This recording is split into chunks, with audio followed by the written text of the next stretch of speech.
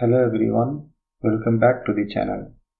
இப்போ இந்த வீடியோவில் என்ன பார்க்க போகிறோன்னா ரியாக்டில் எப்படி யூஸ் ஸ்டேட் யூஸ் எஃபெக்ட் அந்த மாதிரி ஹூக்ஸ் இருக்குல்ல அதே மாதிரி நம்மளாலேயும் கஸ்டம் ஹூக்கை க்ரியேட் பண்ண முடியும்.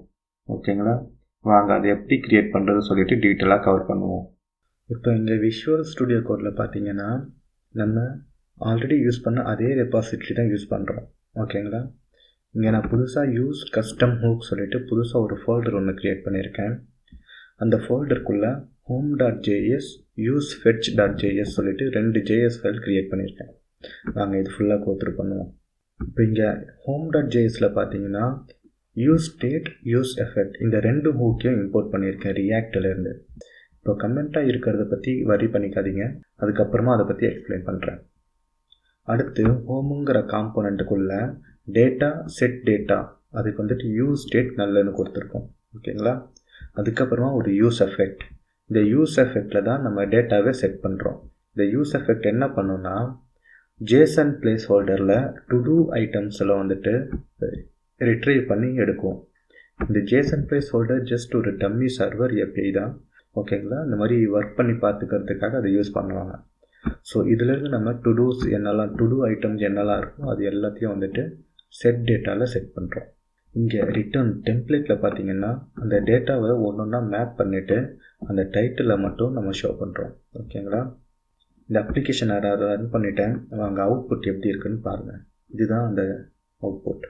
ஜேசன் பிளேஸ் ஹோல்டரில் டு டூ ஐட்டம்ஸில் இருக்கிற அவுட்புட் ஒன்றா லிஸ்ட் ஆகிருக்கு. ஓகேங்களா, இதுதான் JSON placeholder to do items.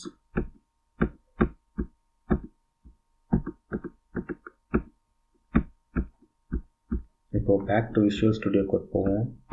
So இங்கே நம்ம என்ன பண்ணியிருக்கோம்னா ஹோமுங்கிற காம்போனண்ட்டில் யூஸ் எஃபெக்ட் யூஸ் ஸ்டேட் இது ரெண்டும் யூஸ் பண்ணியிருக்கோம். ரைட்டா, யூஸ் எஃபெக்டில் API கால் எக்ஸிக்யூட் பண்ணியிருக்கோம். அந்த API கால்லேருந்து வர டேட்டாவை நம்ம டைரெக்டாக யூஸ் பண்ணிட்டோம் இதே காம்போனண்ட்டில். ஓகேவா, இப்போது நீங்கள் மல்டிபிள் காம்போனன்ட்ஸ் ஃபார் எக்ஸாம்பிள் இது வந்துட்டு ஒரு காம்போனண்ட்டுக்கு ஓகே. இதே மாதிரி மல்டிபிள் காம்போனன்ட்ஸ் நீங்கள் க்ரியேட் பண்ணுறீங்க.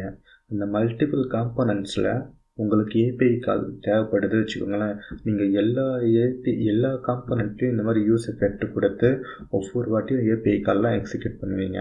கரெக்டாக, அதுக்கு பதில் நம்ம என்ன பண்ணலான்னா ஒரு கஸ்டம் ஹூக்கை க்ரியேட் பண்ணலாம். அதுதான் யூஸ் ஃபெட்ச் சொல்லிவிட்டு நான் க்ரியேட் பண்ணியிருக்கேன். இப்போது இங்கே யூஸ் ஃபெட்ச் பாருங்கள்.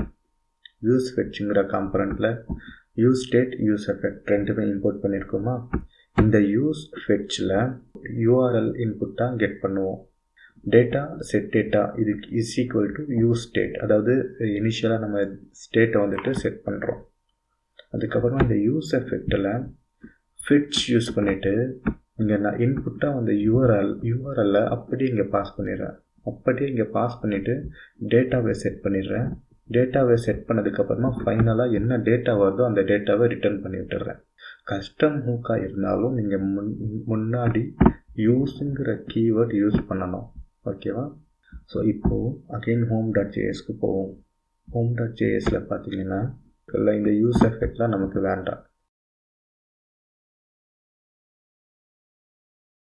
யூஸ் எஃபெக்ட் இல்லாமல் டைரெக்டாக நம்ம யூஸ் ஃபெட்சை இம்போர்ட் பண்ணி யூஸ் பண்ணிக்கலாம்.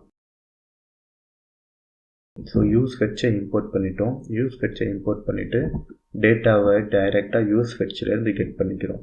So const of data use fetch of URL இது வந்துட்டு டைரெக்டாக நமக்கு டேட்டாவை கொடுத்துரும். இப்படி தான் கஸ்டம் ஹூக் நீங்கள் க்ரியேட் பண்ணணும். ஸோ கஸ்டம் ஹூக்குக்கு கண்டிப்பாக யூஸுங்கிற ப்ரீடிஃபைன்டு கீவேர்டு யூஸ் பண்ணணும். அதுக்கப்புறமா உங்களோட கஸ்டம் நேம் யூஸ் பண்ணிக்கலாம். சரிங்களா, நான் ஏன் இந்த மாதிரி கோடிங்லாம் முடிச்சுட்டு உங்களுக்கு எக்ஸ்பிளைன் பண்ணுறேன்னா அப்போ தான் உங்களுக்கு ஈஸியாக இருக்கும். நான் கோடிங் பண்ணிக்கிட்டே எக்ஸ்பிளைன் பண்ணேன்னா இந்த கீபோர்ட் சவுண்டு அதெல்லாம் வந்துட்டு ரொம்ப டிஸ்டர்பன்ஸாக இருக்கும். அதனால தான் நான் முடிச்சுட்டு உங்களுக்கு கிளியராக எக்ஸ்பிளைன் பண்ணுறேன். நான் எக்ஸ்பிளைன் பண்ணுறதுல உங்களுக்கு ஏதாச்சும் டவுட்ஸ் இருந்துச்சுன்னா கமெண்ட் செக்ஷனில் போஸ்ட் பண்ணுங்கள், நான் கண்டிப்பாக ரிப்ளை பண்ணுறேன். இல்லை உங்களுக்கு இந்த மாதிரி மெத்தடு வேண்டாம், நீங்கள் டைப் பண்ணிக்கிட்டே எங்களுக்கு எக்ஸ்பிளைன் பண்ணுங்கள் சொல்லிட்டு சொன்னீங்கன்னா அது கூட எனக்கு ஓகே தான். ஸோ இந்த ஹோம் காம்போனண்ட்டை நம்ம ஆல்ரெடி app.jsல இம்போர்ட் பண்ணி யூஸ் பண்ணிட்டோம். அதனால தான் நம்மளால் அவுட்புட்டும் பார்க்க முடிஞ்சது ப்ரீவியஸாக. ஓகேங்களா, இதை சேவ் பண்ணிவிட்டு திரும்பவும் ரன் பண்ணுவோம். நமக்கு அவுட்புட் அதே அவுட்புட் தான் இருக்கணும். கரெக்டு தானே? இங்கே பார்த்தீங்கன்னா ரீஃப்ரெஷ் பண்ணுற பேஜை வந்து அதே அவுட்புட் தான் வந்திருக்கு. ஓகேங்களா? எந்த அவுட்புட்டும் மாறலை. ஸோ இதே மாதிரி நீங்கள் கஸ்டம் ஹூக்கை க்ரியேட் பண்ணிக்கலாம். நான் இதுக்காக இந்த ஏபிஐ கால்க்காக க்ரியேட் பண்ணியிருக்கேன். நீங்கள் எந்த விதமான பர்பஸ்க்கு வேணால் கூட கஸ்டம் ஹூக் க்ரியேட் பண்ணிக்கலாம். உங்களோட நீடை பொறுத்து நீங்கள் கஸ்டம் ஹூக் க்ரியேட் பண்ணிக்கோங்க. இது ஜஸ்ட் ஒரு எக்ஸாம்பிள் தான். சரியா? உங்களுக்கு கொஸ்டின்ஸ் இல்லை சஜஷன்ஸ் ஏதாச்சும் இருந்துச்சுன்னா கமெண்ட் செக்ஷனில் போஸ்ட் பண்ணுங்கள். நான் ரிப்ளை பண்ணுறேன். இதே மாதிரி அடுத்த ஒரு நல்ல வீடியோவில் சந்திப்போம். பாய்.